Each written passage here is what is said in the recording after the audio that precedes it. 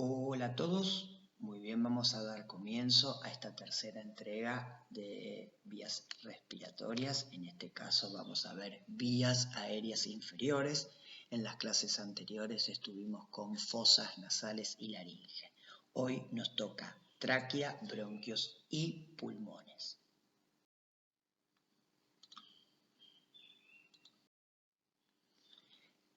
Cuando hablamos en anatomía de un órgano siempre tenemos que definir qué es, definir dónde está, cómo está formado, hablar de su configuración externa, hablar de su configuración interna y hablar de sus relaciones.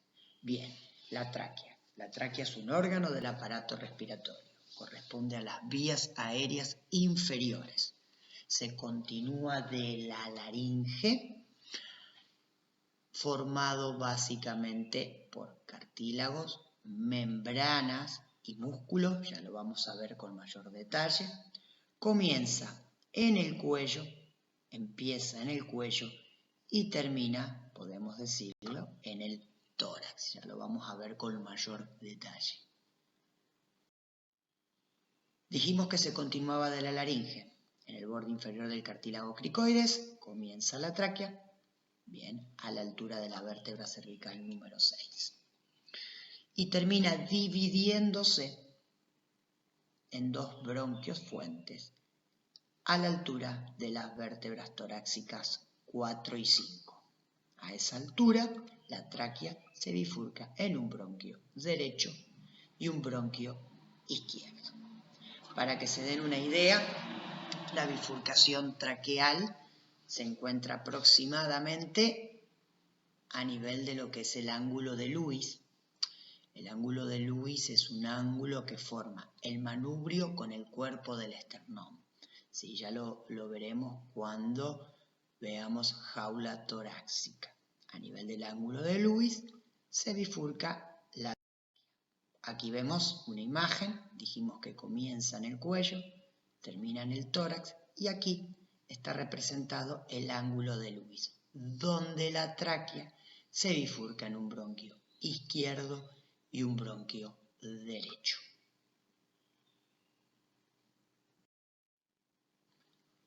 ¿Cuánto mide? Mide aproximadamente entre 11 y 12 centímetros, 11 centímetros en la mujer, 12 centímetros en el hombre. Dijimos que empieza en el cuello y termina en el tórax, por ende vamos a tener una porción cervical y una porción torácica. Si ustedes ven la orientación, fíjense, esta es la jaula torácica con las costillas, aquí está el esternón con su manubrio, su cuerpo y el apéndice sifoides. Esto es el ángulo de Lewis, donde dijimos que a nivel del ángulo de Lewis, a la altura de la vértebra dorsal torácica 4 o 5, se bifurcaba en sus dos bronquios. Fíjense la orientación de la tráquea, tiene una orientación de arriba hacia abajo, de adelante hacia atrás y de izquierda a derecha. Es un órgano muy móvil, ¿y por qué? Tiene varias estructuras en las cuales podríamos decirlo que presta su movilidad. Por un lado la laringe, ¿sí? Su estrecha relación con la laringe y en los ascensos y descensos en la deglución. El latido de la arteria aorta que produce el movimiento sobre la tráquea y el bolo alimenticio que pasa por el esófago que está en estrecha relación con la tráquea por su cara posterior, le provocan mucha movilidad a la tráquea. Por eso decimos que es un órgano muy móvil. Como dijimos al principio, está formado por cartílagos. Bien, entre 15 a 20 cartílagos. Esto es una vista anterior de la tráquea. Esta es una vista posterior de la tráquea. Y como pueden observar, fíjense que esos cartílagos, esos anillos traqueales, ¿sí? Están abiertos hacia atrás, no son anillos completos. Pero ¿qué pasa? Acá a este nivel, vamos a encontrar un músculo, que es el músculo traqueal, que termina de cerrar ese anillo cartilaginoso. Como podemos ver, tenemos un anillo traqueal, bien, un músculo que la cierra en su cara posterior, que se llama músculo traqueal, y una membrana fibroelástica, bien, recubriendo dichos cartílagos. Por eso dijimos al principio que es un órgano formado por cartílagos, membranas y músculo. En este caso, el músculo traqueal que termina de cerrar este cartílago en forma de herradura.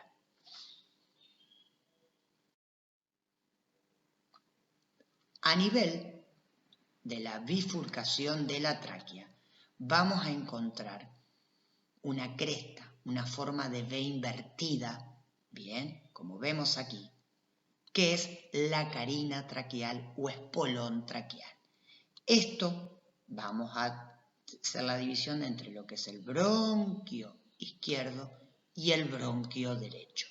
Fíjense que a simple vista, ya lo vamos a ver con mayor detalle, hay una diferencia en cuanto a dirección y en cuanto a longitud del bronquio izquierdo y el bronquio derecho.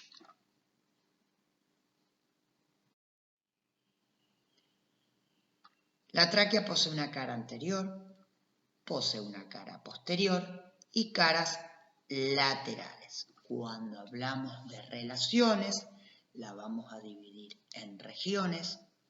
Como dijimos, empezaba en el cuello y terminaba en el tórax.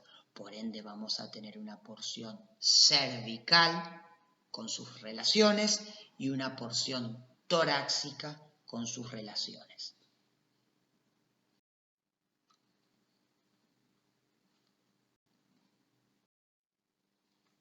Porción cervical.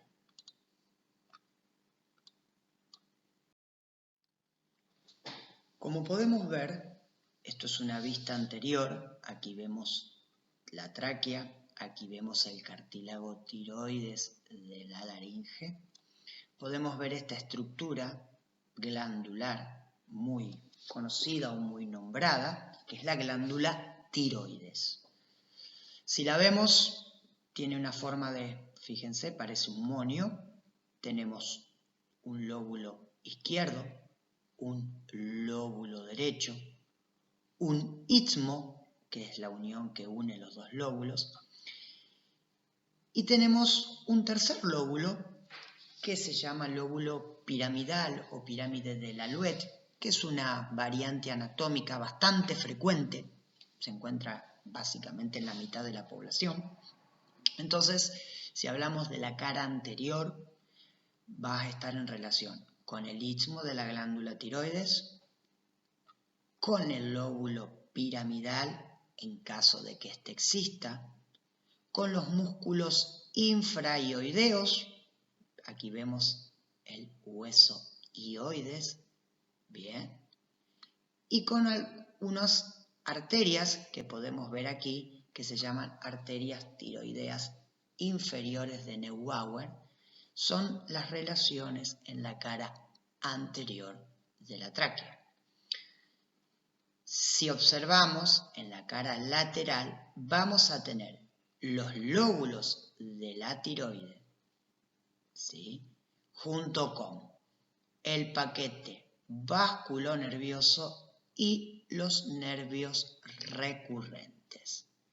Vamos a una vista lateral, aquí vemos el nervio recurrente. Si ustedes bien recuerdan, los nervios recurrentes, los nervios laringios, ¿sí?, el laringio inferior era un nervio que iba a inervar a la laringe. Por ende va a estar en estrecha relación con la cara lateral de la tráquea, tanto a la derecha como a la izquierda. Y en su cara posterior vamos a tener este órgano, esta cinta muscular, que es el esófago. Entonces, repasando, en la cara anterior de la tráquea y vamos a tener básicamente el istmo de la glándula tiroides, el lóbulo piramidal, la arteria tiroidea inferior de Neubauer y los músculos infraioideos. En la cara lateral, los lóbulos de la glándula tiroides y los nervios recurrentes, y en la cara posterior, el esófago. Eso es lo que respecta a las relaciones de la tráquea en su porción cervical. Aquí podemos ver un corte de cuello, un corte horizontal, donde observamos la tráquea, fíjense esta forma de cartílago, el cartílago en herradura, por detrás muy íntimamente el esófago. Aquí hay un músculo que se llama tráqueo-esofágico, el esófago, entonces la relación a nivel cervical es con el esófago, y en el cuello a los lados, con los lóbulos de la tiroide y los nervios recurrentes, y por delante, como bien dijimos anteriormente, con el istmo de la glándula tiroides, la arteria tiroidea inferior de Neubauer y los músculos infraioideos. Porción torácica. Bien, como podemos observar, aquí vamos a hacer hincapié en esta estructura que les voy a comentar a continuación. Esto es la arteria aorta. Bien, la arteria aorta sale del corazón, aquí hemos sacado el corazón.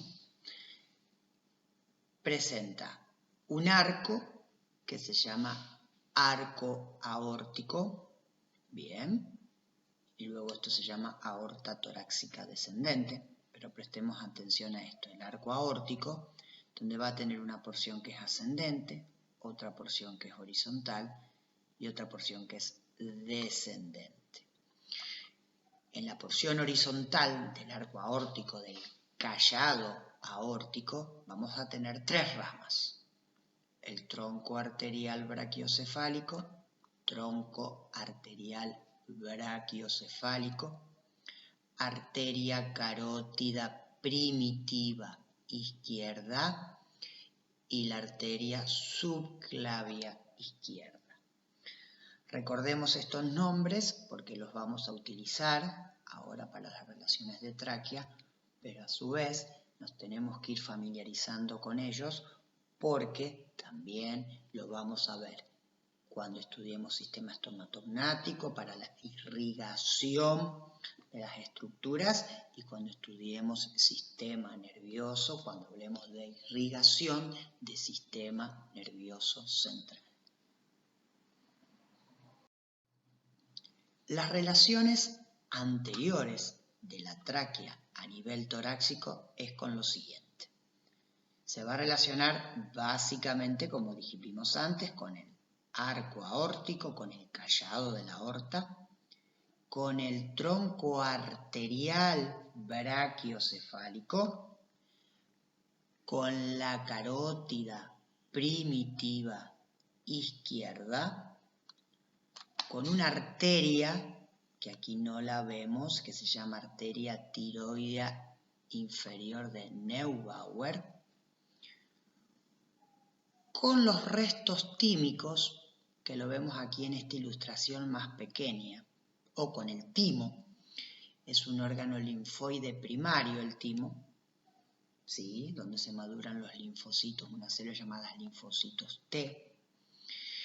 El timo está con mucha actividad cuando somos niños y a nivel preadolescente, y ya en la adolescencia comienza ese órgano comienza a atrofiarse y a reemplazarse ese tejido linfático por tejido adiposo. Por eso, en muchas de las bibliografías pueden encontrar que diga timo o sus vestigios adiposos. Bien, entonces, repasemos las relaciones de la cara anterior. con el timo o restos tímicos, con el tronco arterial brachiocefálico, la carótida primitiva izquierda, el arco aórtico, la arteria tiroidea inferior de Neubauer y el tronco venoso brachiocefálico izquierdo. Esto que vemos aquí, de color azul, obviamente en los esquemas anatómicos el color representa a una vena y esto en color rojo representa una arteria. Esto se llama tronco venoso brachiocefálico, que es diferente al tronco arterial brachiocefálico. El tronco venoso brachiocefálico izquierdo, como vemos aquí, también forma parte de la relación de la cara anterior de la tráquea.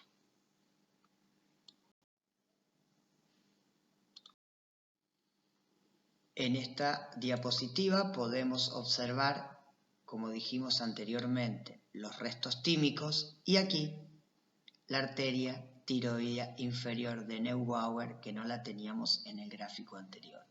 Fíjense que va por la cara anterior de la tráquea. ¿Está claro? Relaciones posteriores. Y si vamos a las relaciones posteriores de la tráquea, dijimos que hay alguien que nunca la abandona. Una estructura, una cinta muscular, ese órgano muscular llamado esófago. El esófago va a estar a nivel torácico en la cara posterior de la tráquea, junto con el nervio laringio recurrente izquierdo. Bien, recuerden que eran las relaciones que nosotros también vimos a nivel cervical. A nivel torácico sigue manteniendo las mismas relaciones, principalmente con el esófago y con el nervio laringio recurrente. Como podemos ver aquí, el nervio neumogástrico vago, que por debajo del callado de la aorta, a nivel izquierdo, me da esta rama que recurre hacia la laringe, adosada entre la cara lateral y posterior, que es el nervio recurrente laringio izquierdo. ¿Ven?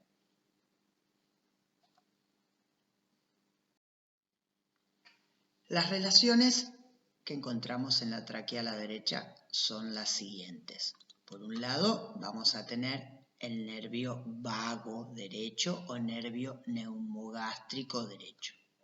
Para situarnos en este esquema, esto es posterior, esto es anterior, esto es superior y esto es inferior.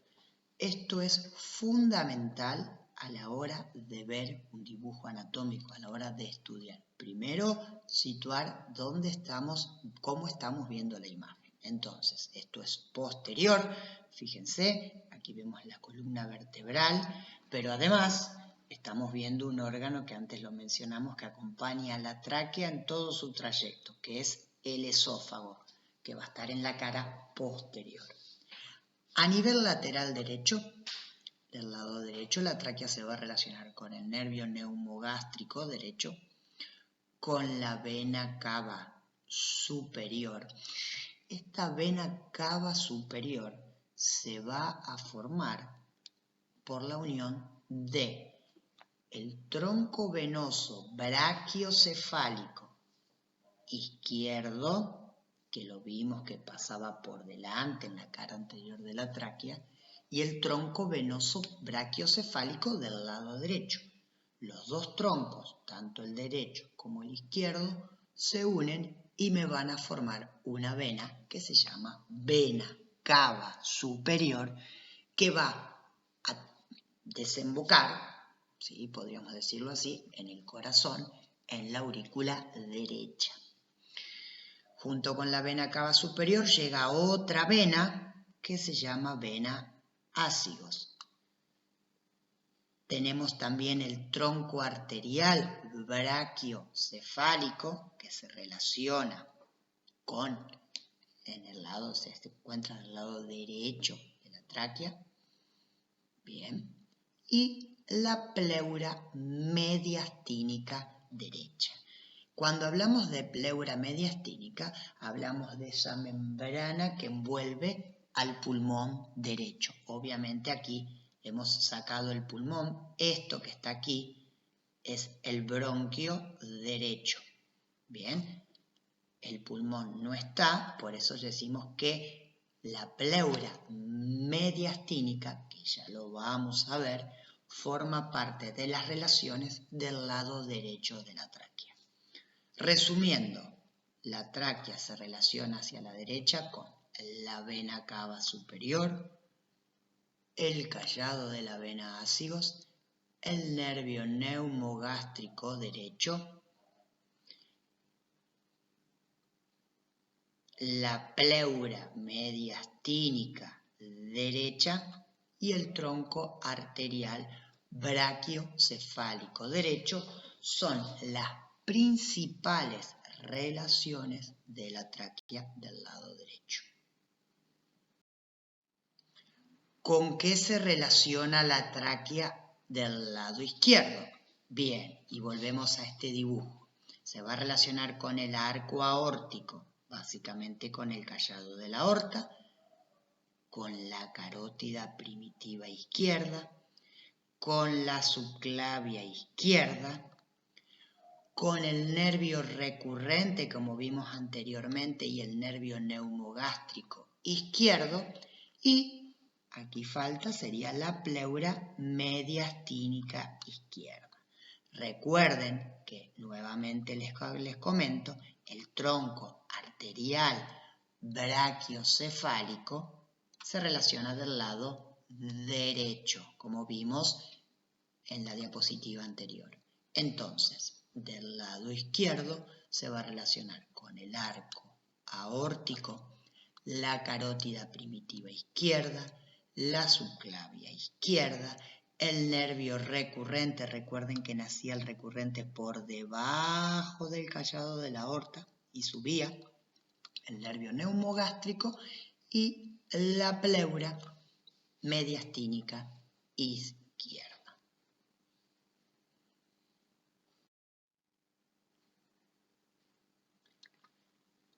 Las relaciones que presenta la tráquea en la bifurcación traqueal, es decir, donde la tráquea se bifurca para dar sus dos bronquios fuentes, tanto el derecho como el izquierdo.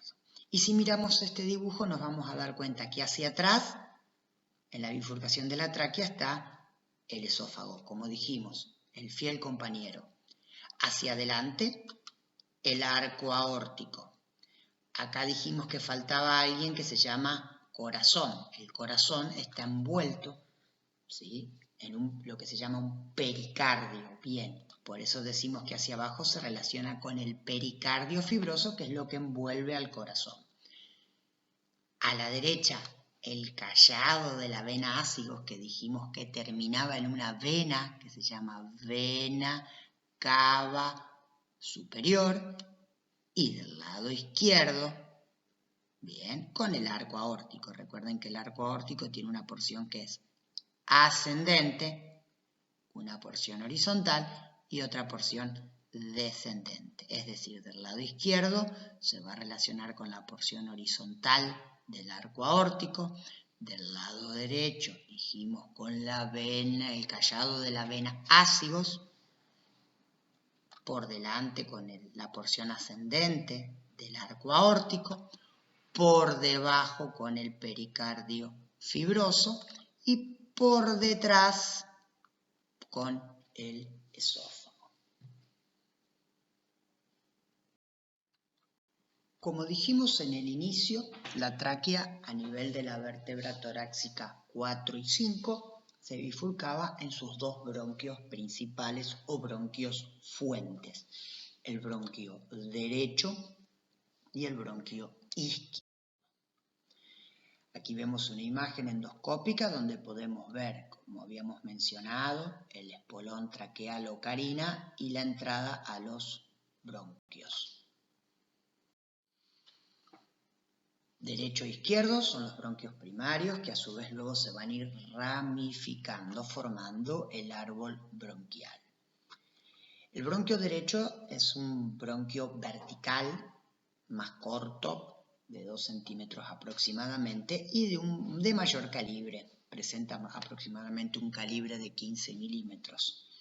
El bronquio izquierdo es horizontal, largo, más largo, 5 centímetros, y un calibre menor al del bronquio derecho, de aproximadamente 1 centímetro, o sea, 10 milímetros. Aquí vemos la imagen, vista anterior de la tráquea, bronquio derecho y bronquio izquierdo.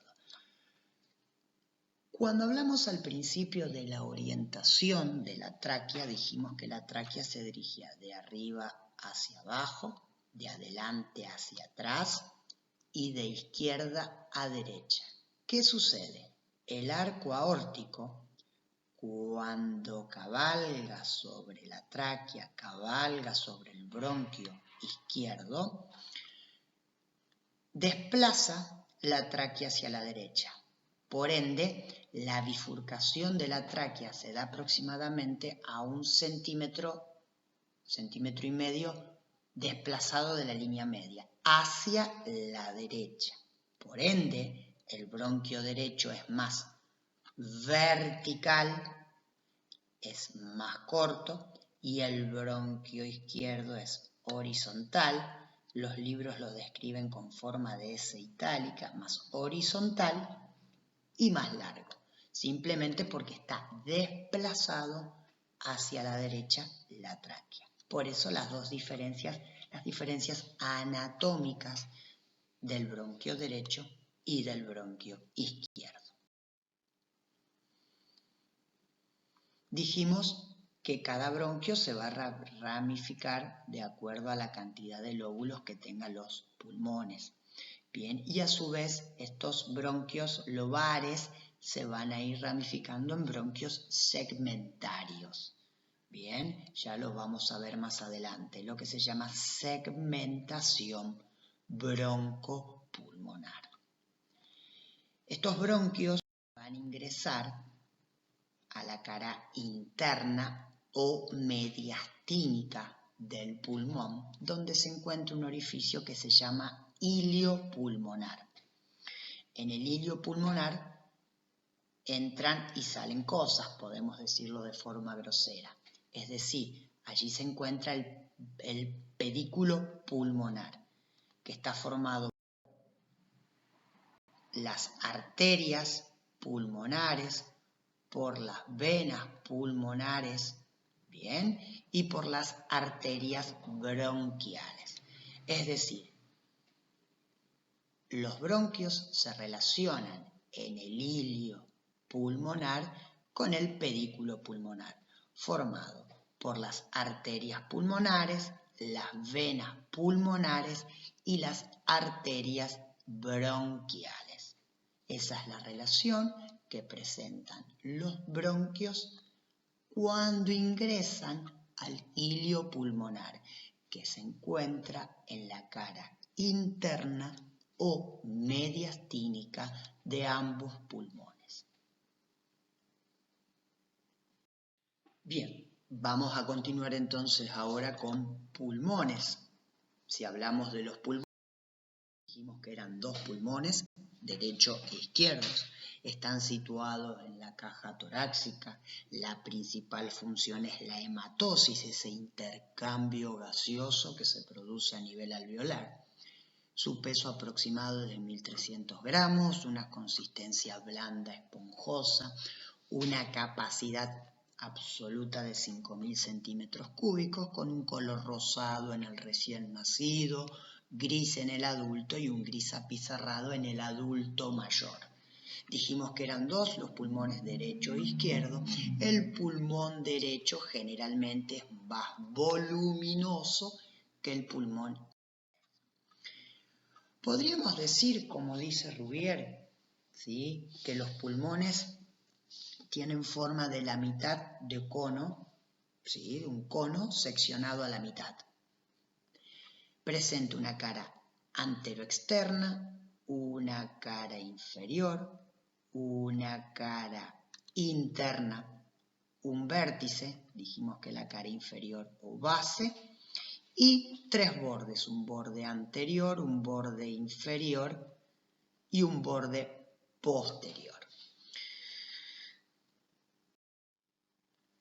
Aquí lo podemos ver, como dijimos, la coloración.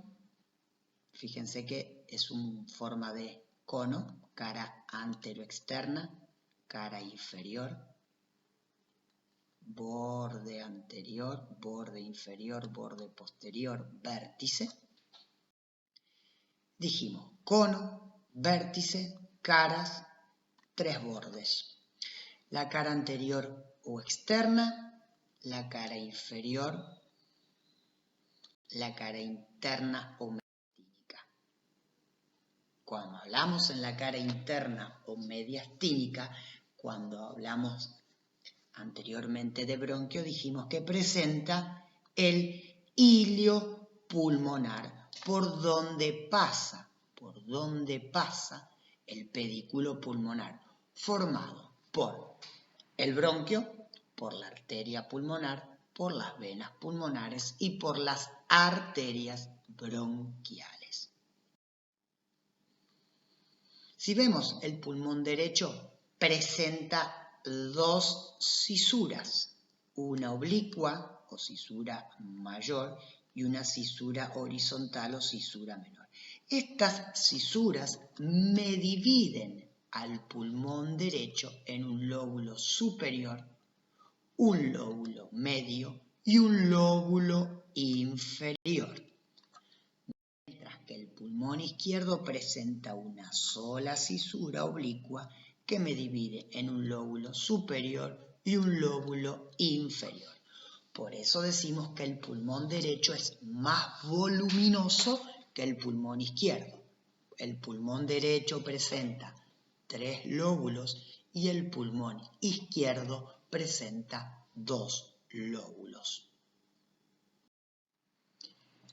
Cada lóbulo, pulmón derecho, pulmón izquierdo, cada lóbulo se divide en segmentos. ¿Qué es un segmento? Es la mínima unidad anatómica, clínica y quirúrgica en la que podemos dividir un lóbulo pulmonar. En este caso, fíjense que cada lóbulo está formado por diferentes segmentos. Recuerden, pulmón derecho, lóbulo superior, lóbulo medio, lóbulo inferior. Pulmón izquierdo, lóbulo superior y lóbulo inferior. Recordemos este significado. Los segmentos pulmonares es la mínima unidad anatómica, clínica y quirúrgica en la que podemos dividir este lóbulo pulmonar. Tengamos ese concepto. ¿Cómo está irrigado el pulmón? El pulmón irrigado, es decir, le llega sangre.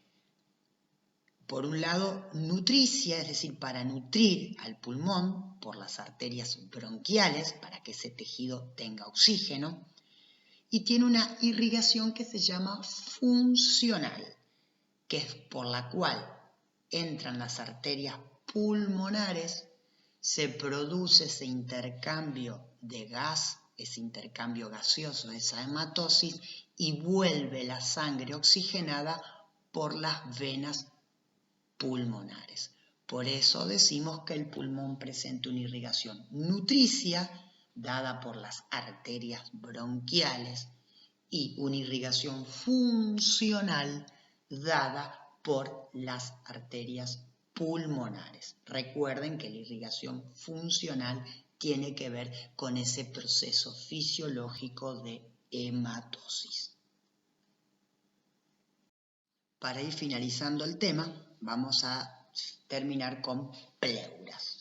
Las pleuras, como mencionamos anteriormente cuando hablamos de tráquea, las pleuras son esas cerosas que recubren, que envuelven al pulmón. Tenemos una pleura visceral, son 2 hojas, una que está en íntimo contacto con el órgano, con el pulmón, y otra que está en contacto con las estructuras vecinas. Es decir, vamos a tener una hoja que se llama visceral en contacto con el órgano y una hoja que se llama parietal. Entre ambas hojas queda un pequeño espacio, ¿sí? Un espacio virtual que genera una presión negativa, es decir, que le permite al pulmón poder expandirse. Genera una presión negativa que le permite al pulmón expandirse. Cuando hablamos de las dos hojas, dijimos que teníamos una hoja visceral, esta línea en color fucsia que tenemos aquí, en contacto con el órgano, y una hoja parietal, bien, que está en contacto con la jaula torácica. Como vemos aquí, esto se denomina pleura mediastínica, bien, que era lo que estaba en relación tanto del lado derecho como del lado izquierdo con la tráquea, por eso se llama pleura mediastínica. Lo que está en contacto con las costillas se llama pleura costal, bien, y lo que va a estar en contacto con, recuerden, la cara inferior o diafragmática del pulmón, que va a estar en contacto con el diafragma, se va a llamar pleura diafragmática. Entonces, las pleuras, la hoja parietal va a llevar básicamente los nombres de las caras del pulmón. La interna o mediastínica, bien, la pleura mediastínica, la pleura costal y la pleura diafragmática. Eso es más o menos lo que debemos de saber de pleura o debemos de conocer de pleura. Esto es todo, con esto hemos finalizado la tercera parte de vías aéreas inferiores.